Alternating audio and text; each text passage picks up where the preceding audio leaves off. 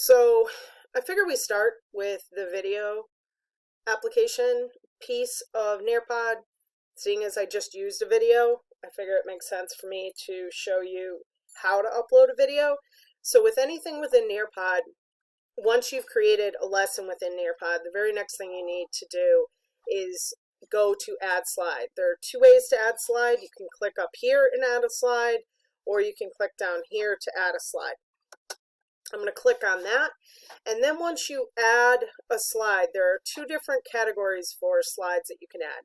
There is content, and then there are activities. Content tends to be a lot of things that have been pre-created by Nearpod, things that you may like if you're a science or a social studies teacher. That is something that requires some shopping around, take some time to take a look at what's there. I really have not used the BBC or the simulations or the Nearpod 3D all that much. The features I tend to use within content most commonly are the video application, which I'll show you in just a moment, the slide application, which is a single slide. That's what I use to create my agenda board that I just used a few slides back. I also tend to use the web content quite a bit, as well as the PDF viewer. There is a slideshow option here if you were to have a Google slide deck or a PowerPoint. However, I tend to find the slide deck a bit of a duplicate. If you're going to use a PowerPoint, use a PowerPoint. If you're not using a PowerPoint, use a Nearpod.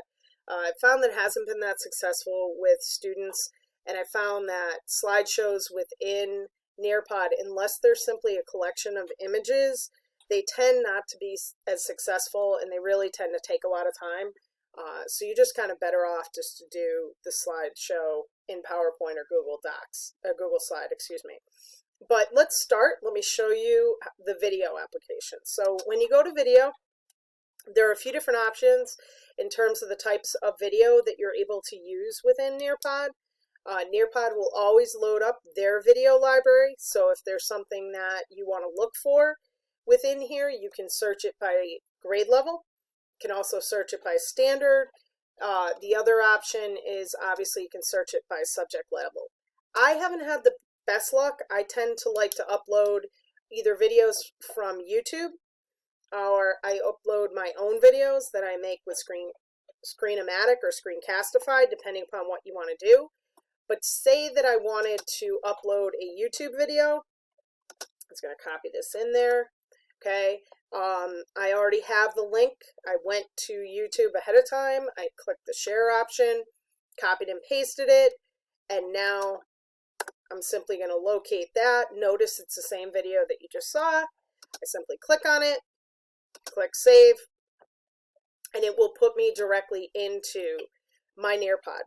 At this time, I'm able to adjust my sound, and this is the feature that probably teachers need to know the most about. You're able to add activities within your video at various points. You could add one every 10 seconds if you wanted to. You also have an option over here within the platform itself if you choose to trim a YouTube video. So I like to do that so I don't get the end credits where the teacher is necessarily talking about the specifics of her own class, things of that nature. You can also put into captions at this point. If I were to want it to be a part of my presentation, I would simply click save, and it would make it its own slide within the Nearpod lesson.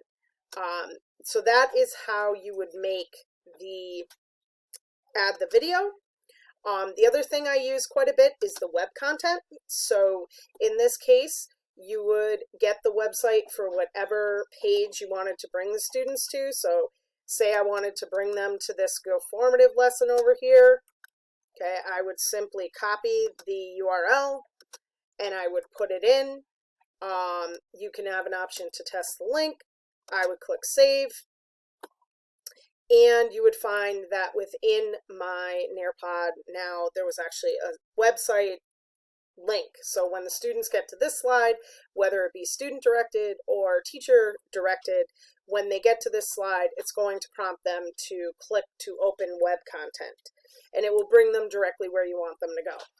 I find web content to be incredibly useful for getting the students to go to unified classrooms. So let's say you're teaching something in Nearpod, maybe you have a Screenomatic, maybe you have a video in YouTube, maybe you're using Nearpod for something, but you want them to go back into unified classroom to find an assignment. This is a very quick way to get them in where they need to go, to get them into unified, to get what they need to get, to do what they need to do, and then to get them back into Nearpod later. I also know that a number of social studies teachers or science teachers tend to like to use WebQuest. If you're using WebQuest, this may be a really useful tool if you want the students to do some sort of WebQuest activity and then be able to come back within the Nearpod to either do a collaboration board or to be able to do a poll or a quiz or something of that nature. This is a quick way to get them to another website and then get them back to the Nearpod without having to necessarily share it in the chat and do those extra steps. The last thing that I find very useful in this particular content-based applications is down here, which is our PDF viewer. This is an incredibly useful application if you want the students to have something that is view only. If you want them to not be able to do anything with it, if you want them just to view something that's there, maybe you're have an outline of a paper, maybe you have a graphic organizer, something of that nature. You want the students to be able to see it, but you don't necessarily need them to be able to do anything with it. You can upload it in this place. You can upload from the cloud, Dropbox, Drive, or you can upload it specifically from your computer. Again, if you do it on the content side, students are not able to do anything with it. They can simply view it. In the last application, as I had said previously, the last application I tend to use here is the slide option, which enables me to upload images.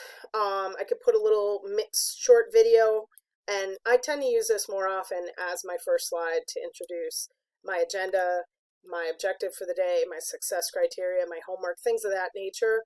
This tends to be the most useful place